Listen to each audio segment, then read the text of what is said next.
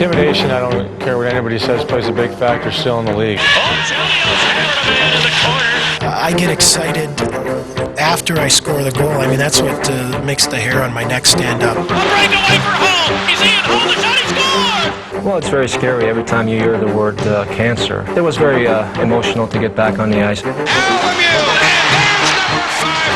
It seemed that everything was always an uphill battle. There were a lot of times where, you know, there were some muffled cries and mittens and things like that, or getting hit with a puck that hurt, and my brothers would give me that look like, you cry, you're going home. Here is Shanahan, top of the circle. I like to be exciting for the fans which we're playing for, because basically that's what we're doing. We're playing hockey for the fans. Pavel Bure, shorthanded, breakaway, score! As Mark said, we got a lot of pressure here, but I think that we look to that as a motivator, and we get excited about it. Blocked in front, Serena score! Wayne Gretzky! It was a little bit scary because I thought at that time I'm never going to see my parents again. Sergei Fedorov, dance around a check, he's in, he shoots, he scores! People have to understand that my objective is winning every series or winning every game.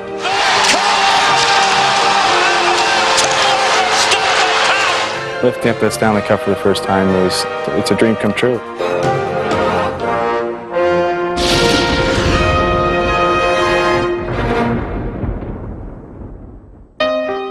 When you talk about NHL power players, you might as well start at the top. Mark Messier and Wayne Gretzky are among the NHL's all-time superstars, with individual and team accolades unparalleled in the sport. October of 1996 marked the great Gretzky's debut as a member of the New York Rangers.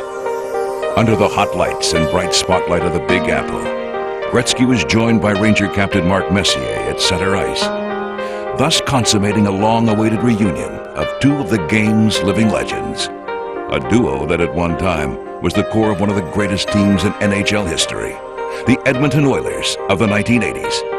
This powerhouse was shockingly dismantled when Gretzky was traded to Los Angeles. Promised Mess I wouldn't do this.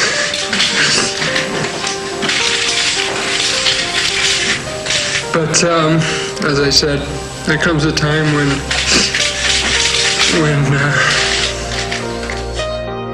There was a time when the Edmonton Oilers were the best team in hockey. Dynasty applies to few teams in sports, but the Oilers earned that title. From 1984 to 88, the Edmonton Oilers won 4 Stanley Cup championships.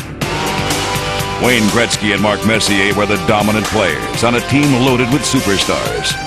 Over a 9-year span, Gretzky and Messier combined for 885 goals, 2,416 points, and 14 All-Star Game appearances. They are 1-2 on the NHL all-time playoff scoring list. Coach and GM Glenn Sather orchestrated this juggernaut. And when Gretzky tallied an incredible 50 goals in the first 39 games of the 81-82 season, NHL hockey would never be the same. Here is an empty net chance for Gretzky with 5 seconds. He's moving in. Score! Wayne coming into the league at that time really changed the way the whole game was played himself.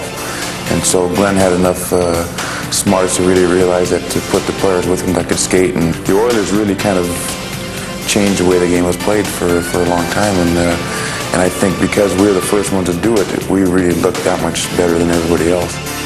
For Wayne Gretzky, scoring records and Stanley Cups bred monumental expectations. So when he was traded to the struggling Los Angeles Kings, he was expected not only to win a cup, but to save the franchise.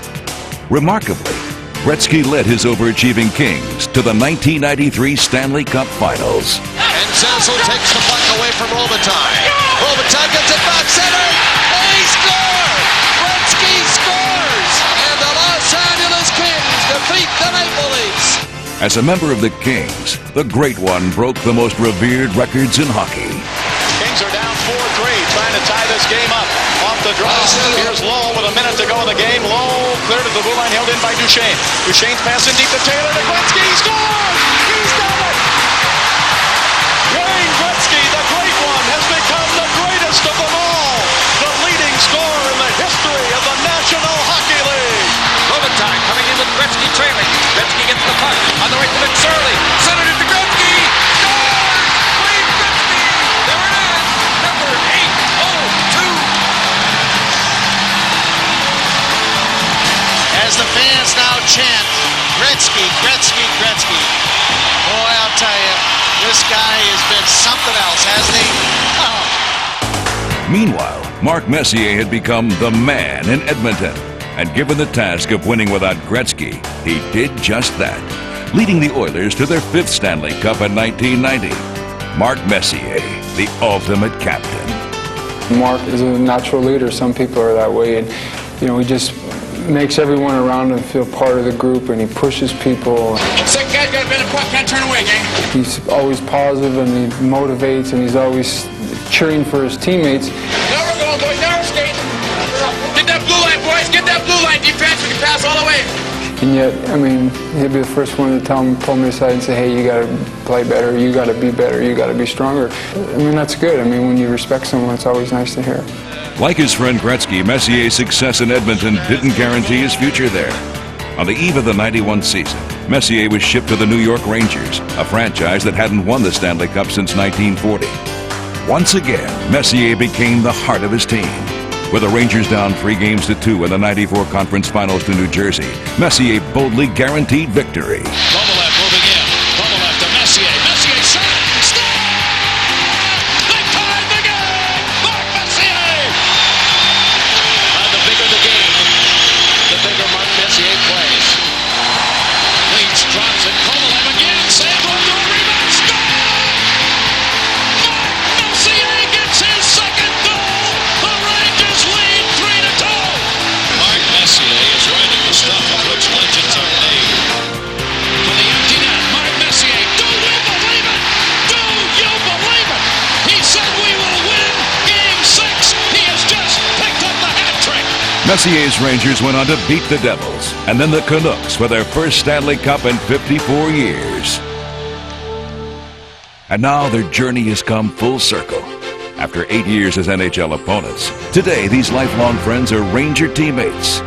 Wayne Gretzky and Mark Messier, NHL superstars, New York idols. It was a gut decision that I made to accept less money and come to New York and have a chance to play with Mark again. At this point of our careers now, it was expected of us back then to win, and I think here we are, how many years later, still expected to win.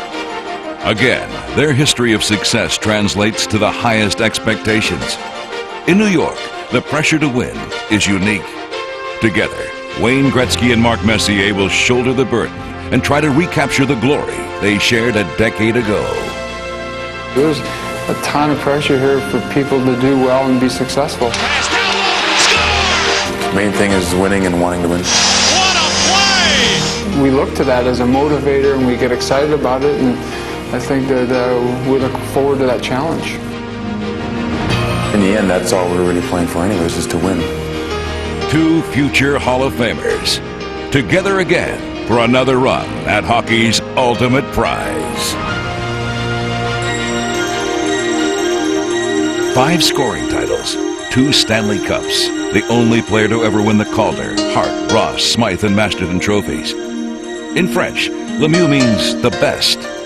Mario Lemieux has spent a lifetime living up to his name. The legend of Lemieux began in his junior days playing for the Laval-Vasson of the Quebec Major Junior Hockey League. The young Lemieux seemed to be a man playing among boys. In 1984, he set a record with 282 points in the season and was named the Canadian Major Junior Hockey Player of the Year. With this honor, the only place to go was up. Pittsburgh, la premier choix de Pittsburgh, number 66, Mario Lemieux. Lemieux was the first pick overall in the 1984 NHL entry draft. The struggling Pittsburgh Penguins hoped he would live up to his pre-draft hype. Lemieux wasted no time proving himself. There is Mario Lemieux, and he is off, racing it all alone. Lemieux, his first shot on goal, and he scores! Mario Lemieux, living up quickly to all the advertisement. Over his first 8 years, Lemieux would average 127 points per season. In 1991 and 92, he delivered back-to-back Stanley Cups to Pittsburgh. Pittsburgh Penguins win the Stanley Cup for the second consecutive year. During this Stanley Cup run, Lemieux suffered from a herniated disc in his back, but he fought through the pain to achieve his goal. In 1993, however, he was faced with an even greater challenge. Well, it's very scary every time you hear the word cancer, and it's associated with yourself or your family. It's very scary, and to learn that I had Hodgkin's disease and that I was going to be having to fight cancer for a few months or a few years, and that was a tough time in my life. Lemieux underwent radiation therapy to try and beat this deadly disease. The treatments were successful, and the cancer went into remission. On March 2nd, 1993, Mario Lemieux returned to the Penguins lineup. Well, whether they were standing already or not, this is a standing ovation for Mario Lemieux here at the Spectrum. It's nice to see. His quest for a third consecutive cup was cut short as the effects of radiation and back pain took their toll. In 1994, Lemieux would make one of the most difficult decisions of his life. I have decided to take a one-year medical leave from the game of hockey. When I made the announcement, I really thought that my career was over. One morning I was playing with my daughter and I couldn't pick her up off the floor, and that's when I stood back and thought about my future. And I decided really to start working out at that time, slowly, and getting my strength back, and that's when I started to think that maybe I could play this game again. Remarkably, Lemieux was back in uniform for opening night.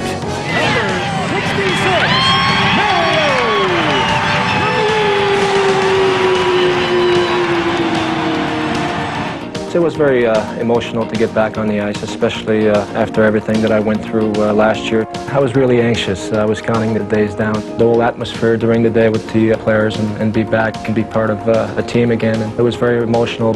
Lemieux was back, and that was not good news for opposing goaltenders. Right, let's see what he does against Van Beeper. Comes in with a slam shot.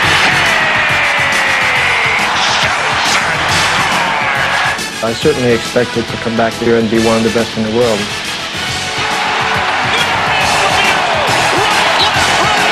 That's what I said when I started my comeback, that I didn't want to come back and be an average player. My goodness. Well, there's not another guy on earth that can do that. I was coming back to play at the level that I played a couple years ago and get back at the top of my game. Here's Lemieux trying to change it, and he scores! Now Lemieux, and there's number 500! Mario Lemieux has become the second fastest 500-goal scorer in National Hockey League history. If you're a hockey fan, get a chance to see Mario Lemieux play this game. It's just incredible to watch. All the accolades pale in comparison to one gift, the gift of life. Everything happens in life for a reason. I'm very grateful that I'm still around to do the things that I love to do in this world, and hope to be around for a long time. In his youth, Sergei Fedorov was proclaimed as the next great Soviet center for the fabled and feared Red Army team. His dramatic defection and ultimate emergence as an NHL superstar has made Fedorov a hockey legend in both his homeland and his adopted country. Works his way to center.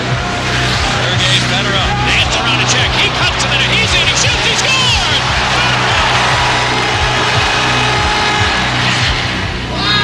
Winner of the 1994 Hart Trophy as the league's most valuable player, and two-time Selke Award winner as the NHL's best defensive forward, Fedorov brings an exuberance and joy to the game that rekindles memories of his early childhood in the former Soviet Union. I think I was 3 years old. My mom took me skate mostly at nighttime.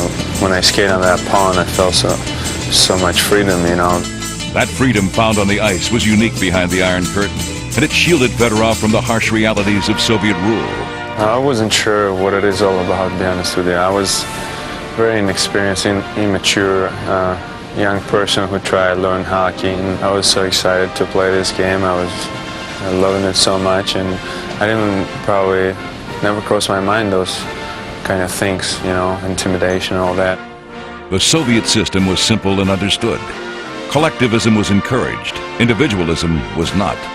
The state was the master of everyone's fate, and Sergei Fedorov became one of the many who toiled under the system. For most Russians, there was no escaping this oppression. But for the fortunate few athletes who were able to successfully defect, the NHL provided a welcome haven for them to demonstrate their skills and experience their freedom. In July 1990, Fedorov was in Portland representing the gold medal favorite Soviets at the Goodwill Games. A window of opportunity opened for him, Evaluating the risks, Fedorov stepped through it, leaving behind the only life he knew. So I came up to Jimmy Lights and I said, probably Jimmy, let's go or something like that. That's a couple words I know only. You know, we went out of the back door. In 20 minutes we were up in the air. I thought at that time I'm never going to see my parents again. It was a little bit scary, a little bit exciting, probably more exciting than scary because I'm not going to be starving to death here. And I know I can play a little bit of hockey, so I was willing to take some risk and some danger.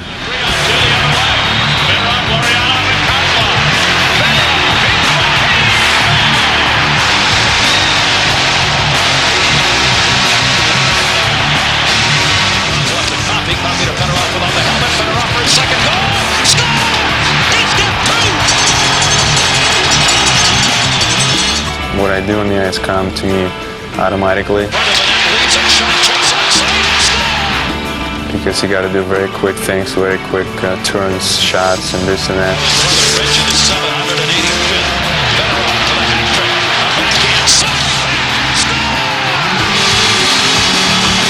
If it's clicking for me, I'm going to do perfect, and it's going to go through. Goalie never would stand a chance, you know. If I'm thinking too much, it's not going to click for me, you know. Here is Fedorov, moves ahead, he scores! There you go. There it is! Sergei Fedorov! Oh my goodness! What a shot! Unbelievable wrist shot, unbelievable move! After you've done your job, you score a goal or made a great pass, you can relax for a few seconds and think about over how that happened.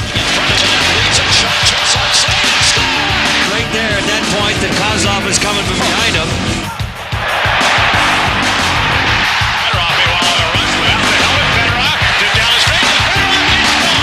In '96, Fedorov led Detroit to an NHL regular season record 62 wins. The Stanley Cup, however, continues to elude them. But Fedorov's spectacular skills have elevated him to the most rarefied heights of his game. The freedom and joy he felt on that pond in Russia are still essential elements in the awesome arsenal of talent Fedorov commands today. His unique blend of talent and personality made Fedorov the ideal choice to be the first non-North American Nike spokesman. He's very creative, and he's, to put it simply, a pain in the ass to play against. Jeremy had a great time. He hit me must be 18 times. Once or twice he smashed his face off the glass. It was pretty fun to do. Whether deking or deflecting, Fedorov has become synonymous with excitement to hockey fans the world over. The former Soviet center Pretty cool, huh? is now a fashion-setting NHL superstar, enjoying his freedom and all the perks that go along with it.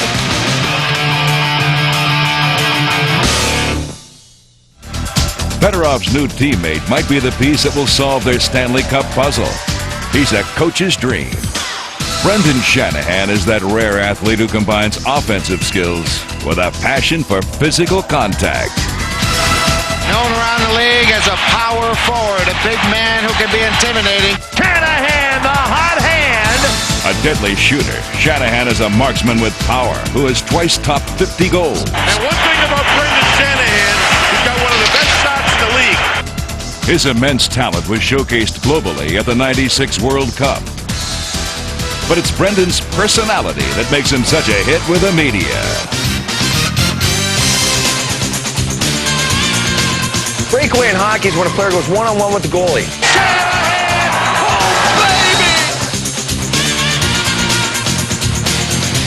See, they love me.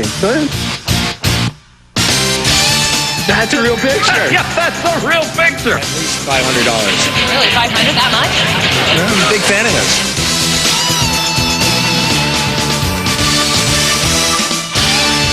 Despite his celebrity, Shanahan's retained his humble sense of humor. It took me like a month to score my first goal. I know. And I was really overdue. To Shanahan, the shot, he scores! First NHL goal for Brendan Shanahan. Guy came over to like kind of give me a little pat and go way to go. Like for him, it's just another goal. For me, it was the first one of my career. I grabbed him by the head and kissed him.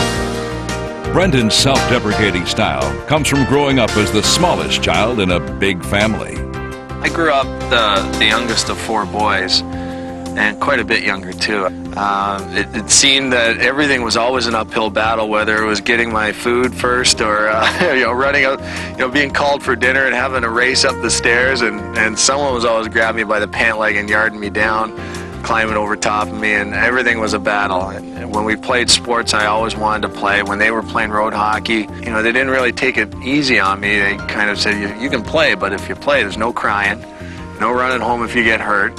So there were a lot of times where, there were some muffled cries and mittens and things like that, or getting hit with a puck that hurt, and my brothers would give me that look like, you cry, you're going home. Brendan matured quickly while living out a Canadian dream. He developed his game in major junior hockey, and at age 18, broke through to the NHL. 4 years later, he was playing with his idols in the '91 Canada Cup. Here I am in the dressing room. I remember taping a stick, and realizing this, before our first game, and looking around and seeing like Wayne Gretzky, Mark Messier, Paul Coffey, guys like that stretching, taping sticks, and about to go out and put on the same sweater as me, and I was about to play on their team. So I remember getting really nervous, and it was thrilling. Shanahan provided some thrills of his own in the '96 World Cup as the leading scorer for Team Canada. Dropped it. Shanahan shoots, scores! Shanahan ties the game. What a rocket! A classic power forward, Shanahan is a warrior who never shies away from the physical game. You got to do whatever it takes to win, and that means, taking one for the team. You've got to do that, and if it means dishing one out, you've got to do that as well. In a shocking result, Team USA upset Canada to win the inaugural World Cup. Despite the painful loss, Brendan can still laugh about hockey and his early attempts to trace the roots of the game. I did a project about grade 2. I did some research, and it was the Iroquois Indians. The Iroquois Indians were playing ice hockey, at the time on the St. Lawrence River. They had skates, bones for skates, and they had these sticks and were hitting this rock, or I don't think it was a puck back then, but they were yelling, I wrote this in a project, I got a good mark, but they were yelling, "Hokey," which in their native meant, it hurts. Somebody might look this up and say I'm insane, or somebody might look it up and say he's right, but I remember distinctly having that in my project, and I don't think my imagination is that great that I would have made it up. So it was hokey or something like that, which meant that it hurts. For Chicago native and Blackhawk defensive superstar Chris Chelios, the inaugural World Cup of Hockey will always be remembered fondly. Playing for your country, playing against other countries, especially Canada with the pride they have in their hockey, it got a little emotional. It was as competitive as the Stanley Cup. I'd say it was just as competitive as playing for the Stanley Cup. And in a short-term tournament like that, I thought it was great. With Chelios leading a rock-solid defense and Mike Richter providing impenetrable goaltending, Team USA skated to a perfect 4-0 record, and this country began to take notice. The people that play hockey and our general fan base will tell you it's the best hockey they've ever seen. And after watching a few of the tapes, I really believe it. In Game 1 of the World Cup Finals against Canada, Team USA was 10 seconds away from suffering its first loss when lightning struck. But the celebration was short-lived. In overtime, Steve Yzerman's goal put Canada one win away from the World Cup championship.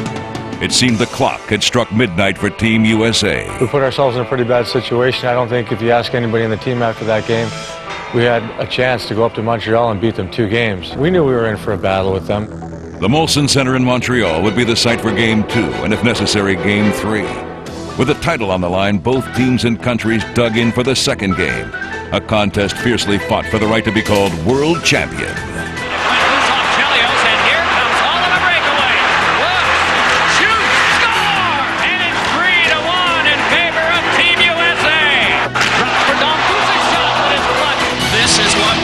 When we first heard there'd be a World Cup of Hockey, moving in is Claude Lemieux, and shot in the post!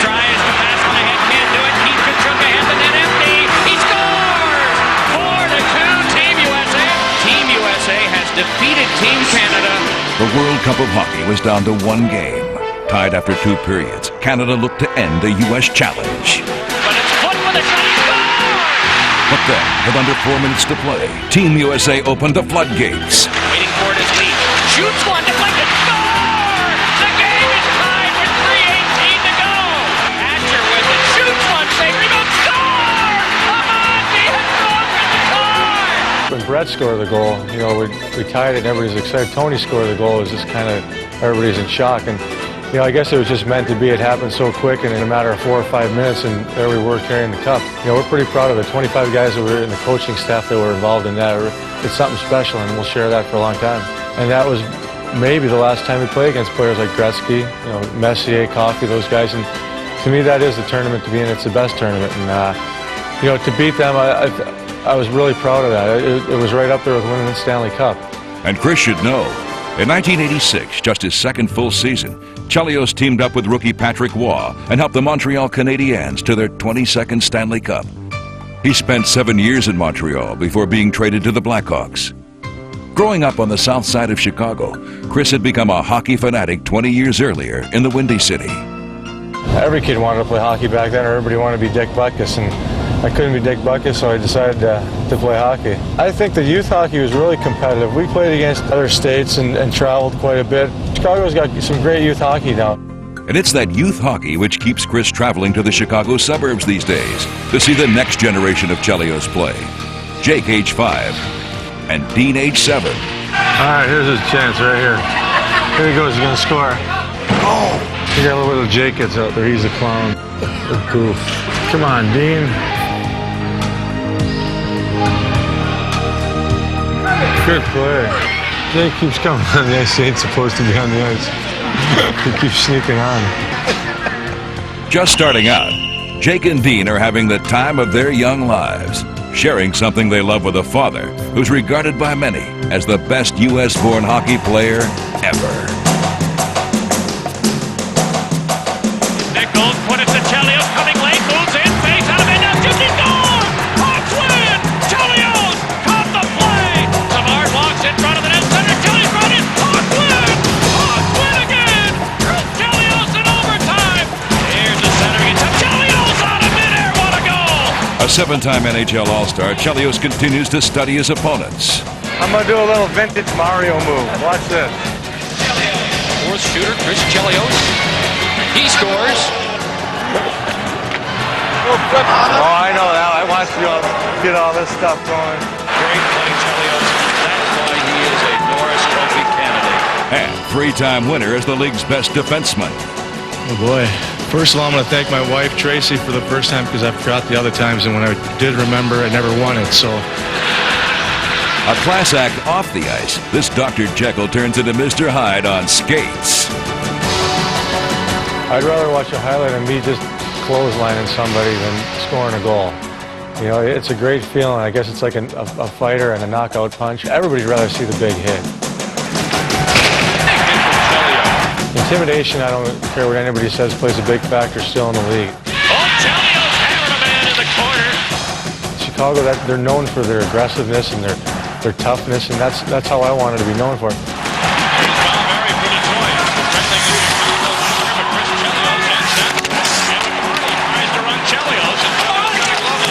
I'd much rather cut someone in half than score a goal any game.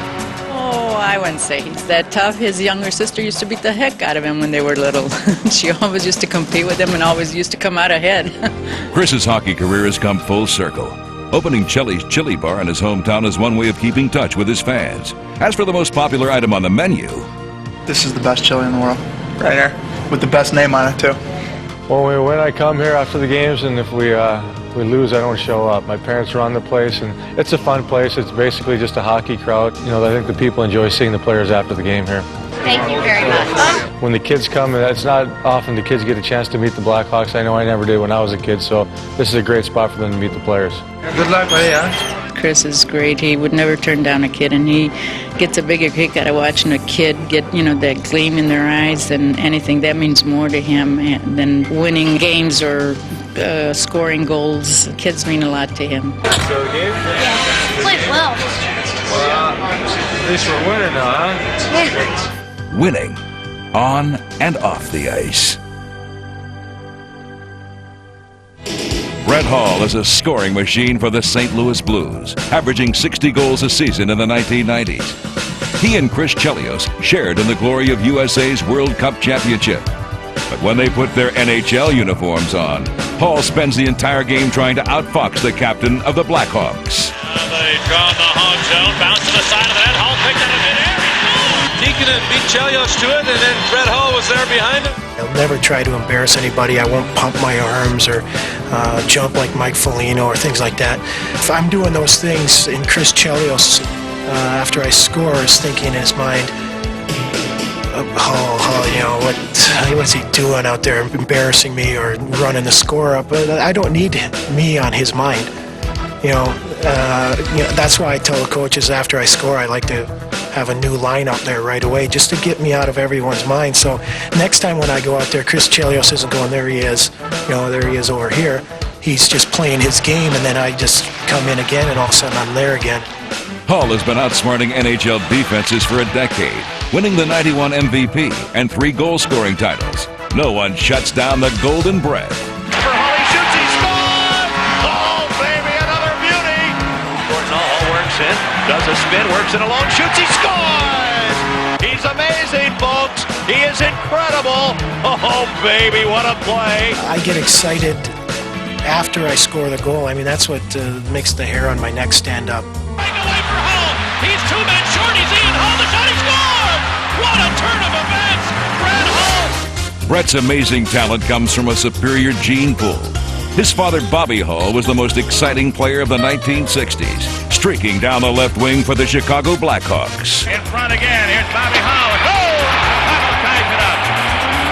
Bobby Hall scores. But trying to follow in the steps of a superstar was no easy task. I mean, he's a Hall of Famer. He was the greatest player or one of the greatest players of his generation.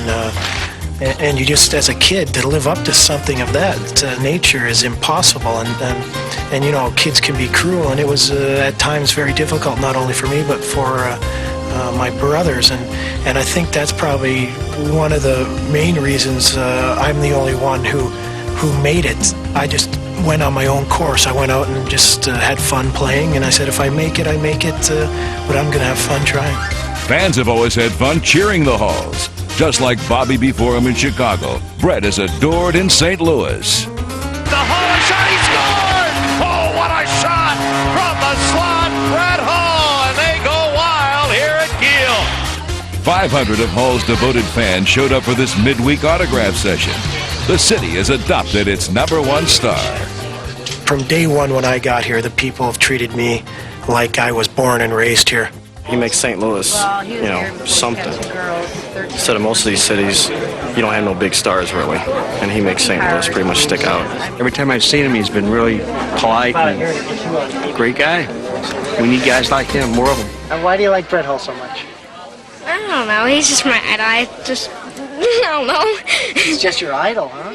They fall in love with their players, and as long as those players go out and play hard and entertain them, and do good things for them in the community, they'll come out and support you, win, lose, or tie. Hi guys, how are you? All right, Holly. Thank you.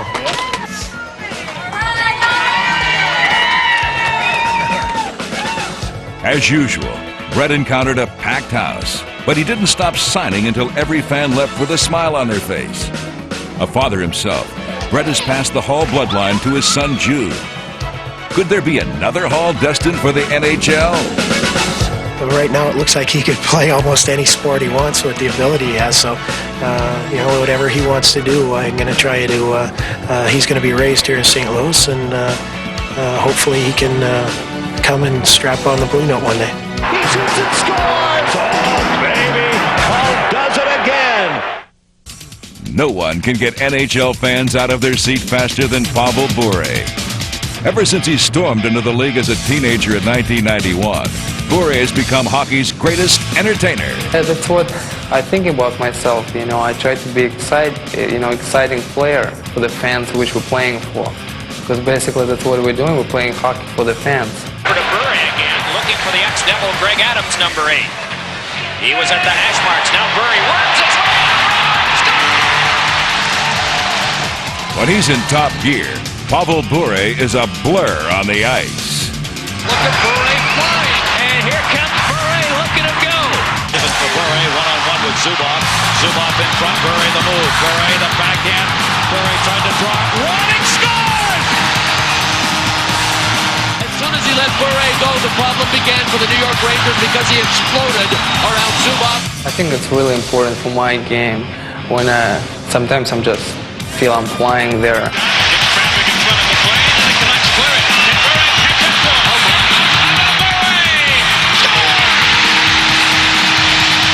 Speed is a big part of the Russian Rocket's lifestyle, including the cars that he drives. I think I drive pretty fast, but I still try to stay with the legal speed. I think I pass more people than past me. I just enjoy to drive this car every day. It's pretty fast. It's a V12, and I got a lot of room inside when my friends come in town and see me. It's really comfortable because you can operate the car just with one hand, and it's really smooth and comfortable.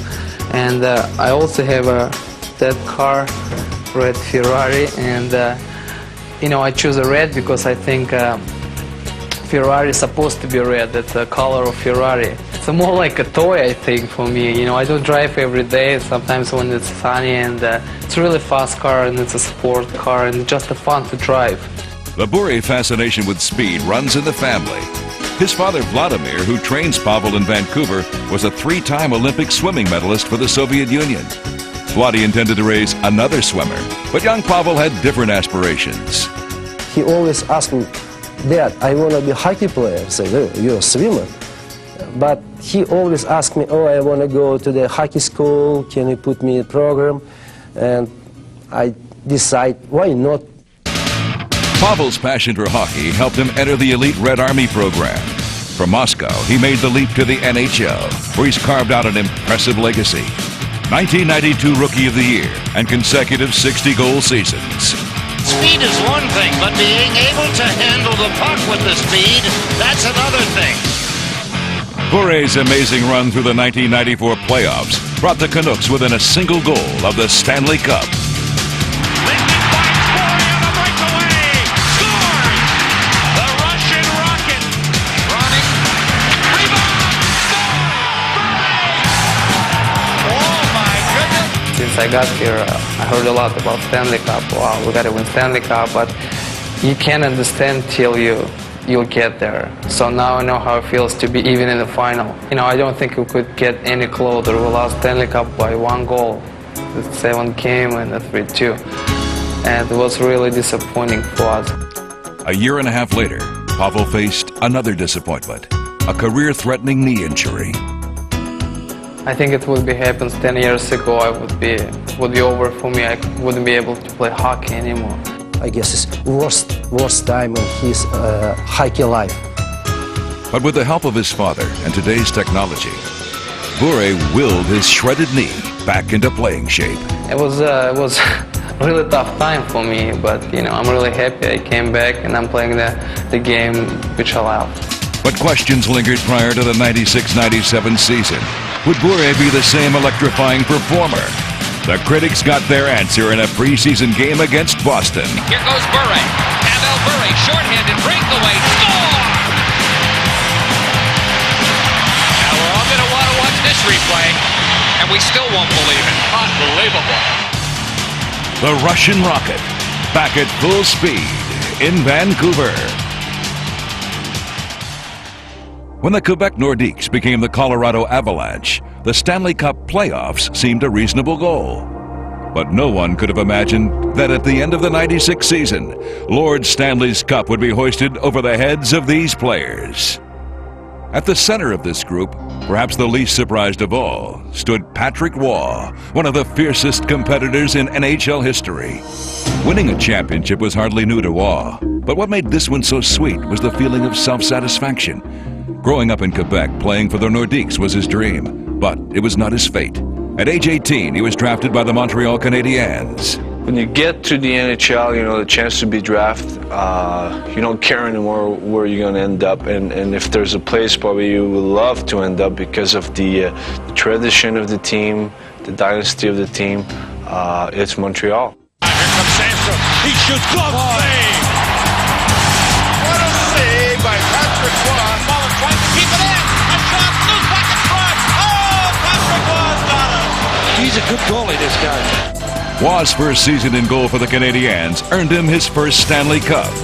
When we won the Cup, it was like, I don't know, it's something that could happen every year. And it was kind of funny for me to see the guys like Larry Robinson and Craig Ludwig grab each other and tears in their eyes. And I was like, wow. In '93, when the Canadiens made it back to the Stanley Cup Finals, this three-time Vezina Trophy winner as the league's top goaltender refused to be distracted from his goal. Robitaille centering. Robitaille again. Huge save by Patrick Waugh. It's probably the first time when somebody said you were in the zone. Goes over the line. Now the pass. Rebound. Waugh made a big save. The Canadiens have treated for another shot here. And Waugh grabs this one and hangs on. With Sandstrom coming very close.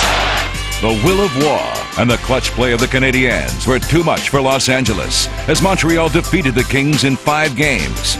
Once again, this extraordinary champion experienced hockey's ultimate moment. Turn it up, listen, and look at the sound of a Stanley Cup champion. I always learned something from Montreal, and it was winning. Because I think playing NHL, that's what it's about. It's winning the Stanley Cup, and athletes have a crack at it every year. Patrick would not be able to relive that magic in Montreal. On December 6, 1995, he was traded to Colorado. The Avalanche were happy recipients of this goaltending phenomenon. Number 33, Patrick Waugh.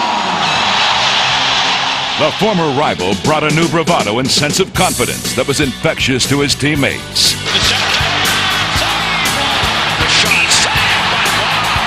Just got that attitude that you know, we're going to win, and you just can't take that away from a guy like that. And when he brings that out, and the rest of us, we're a pretty tough team to beat.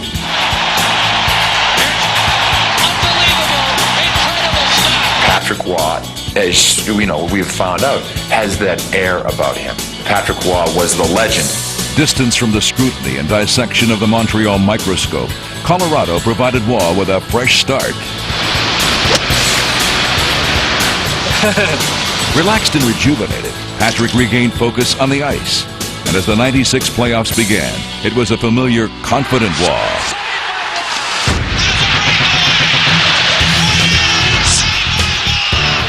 Yeah, it should have been a penalty shot. There's no doubt about it. I like Patrick's quote that he would have stopped me. I just want to know where he was in Game 3. I can't really hear what Jeremy says because I got my 2 Stanley Cup rings plug in my ear. Armed with his inner spirit, Waugh returned to his rightful place, the Stanley Cup Finals.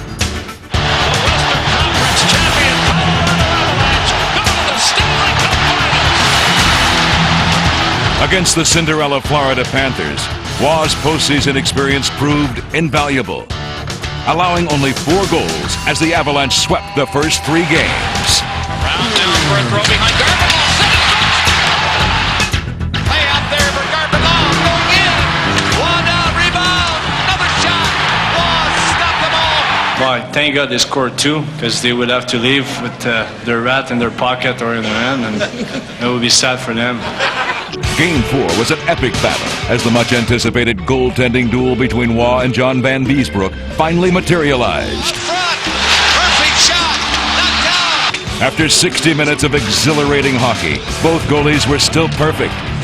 The game would go into triple overtime as neither goaltender was willing to relent. Big 2-on-2 Sakic. Reichel cutting ahead of him. Sakic save. Reichel. Rounds 1. Niedermeyer in front. The shot on Waugh. Still loose. Patrick Waugh covers it out of the crease. 104 minutes into the game, Huey Krupp's slap shot escaped Van Beesbrook, and Patrick Waugh was once again a Stanley Cup champion. Colorado win. Congratulations, Paul. Yes, sir. Crawford, congratulations. Thank you very much, Mr. President. How are you today? I'm doing great. Not as well as you guys are doing. Yes, we're having a great time here. We're all feeling pretty good. This team worked very hard to achieve the goal of the Stanley Cup, and we certainly wish you the best come this November. Well, I'd like to have a sweep like you did. We heard that you finally break 8-8, and we just want to congratulate you on the golf course. Waugh's third championship cemented his place among hockey's goaltending elite. My objective is winning every series or winning every game, and I will do everything impossible to win games if I feel it's important, if I have to do it. And I got a lot of confidence in myself because I know I can go out there and produce, and I'm not scared to do everything that's going to help us to win. There's only one way to be known as a winner is if you win the Stanley Cup, and as soon as you win the Stanley Cup, your name is on the cup. There's nobody will take that away from you, and people will always remember you as a winner. Also inscribed on the cup is the name of the Avalanche offensive star and team captain. From the sun-drenched scenic mountains of Colorado, an unassuming hero has emerged in the mile-high city of Denver. This is the story of a quiet, soft-spoken NHL Stanley Cup champion, Joe Sakic, whose life and career seem to have risen to their summit since the Quebec Nordiques franchise moved west. Everybody was excited about the news that we're moving to Denver. We heard so many good things about this city, and we moved here a month before training camp just to get used to it, and you know, we just loved it. There's so much to do here. More importantly, I think the way we were treated from not only the fans but all the people here in Denver, it was amazing because everybody's so nice, and it just made us feel real welcome. Joe Sakic has come a long way from his days growing up in his quiet hometown of Burnaby, British Columbia, on the outskirts of Vancouver. It was here the seeds of a budding NHL All-Star were planted. We always played hockey as kids, and always watched Hockey Night in Canada. Back then, my friend was always Mark Messier, and I was Wayne Gretzky, so we had our battles, and that's usually the two we were. And I still remember those days. We always jumped the fence to get into school and bring the nets over and play every Sunday. Well, I guess as a kid, you always dream about playing pro hockey. But once I got to junior, I really got to work on the skills and things like that because we're on the ice every day. It got tiring near the end of the year. We weren't used to it, but it was well worth it. From the Colorado Avalanche, number 19, Joe Sakic. Joe's boyhood dreams became reality by becoming a 5-time NHL All-Star and being named to the Canadian World Cup team. Joe Sakic. But success did not come overnight. In Sakic's 8 NHL seasons, he's emerged from quiet rookie to NHL superstar. Even now, I'm not really that vocal in the dressing room. When things have to be said, I'll say it, but over the years, really started to work harder in practice and try and lead by example. Sakic beats one man, beats another guy. Here he comes right in. He scores! What a brilliant goal by Sakic! Sakic carries and shoots. He scores! And to Sakic, 2-on-1 break. Sakic right and he scores! In front, Sakic shoots. He scores! Joe Sakic's quiet confidence helped the Avalanche steamroll into the 1996 Stanley Cup playoffs as the team and their captain looked to change the fortunes of the franchise in the postseason. We knew it was going to be tough, and it was. More mentally than anything, there was a lot of pressure on us, and to get by the first round, the franchise hadn't done that in a long time, and to get by that, it really calmed us and relaxed us for the next series.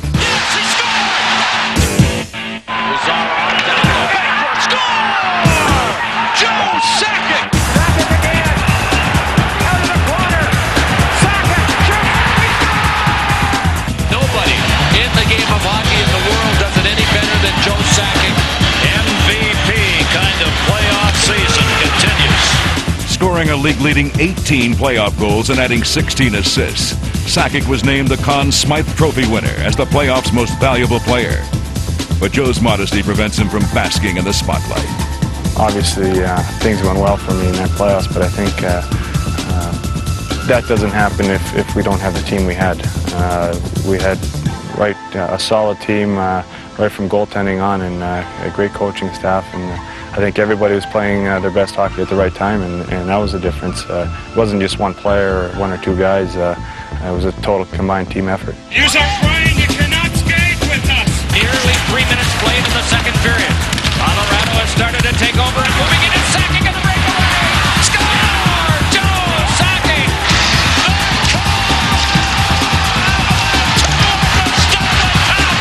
Hey, Colorado fans, how great does it feel? Woo! Joe Sakic and his teammates realized a dream come true. A dream born in the heart of a child. Because, you know, you always think as a kid what it'd feel like, but you really don't know. And it's lifting up that Stanley Cup for the first time. It's a dream come true. You finally accomplished what you dreamed of.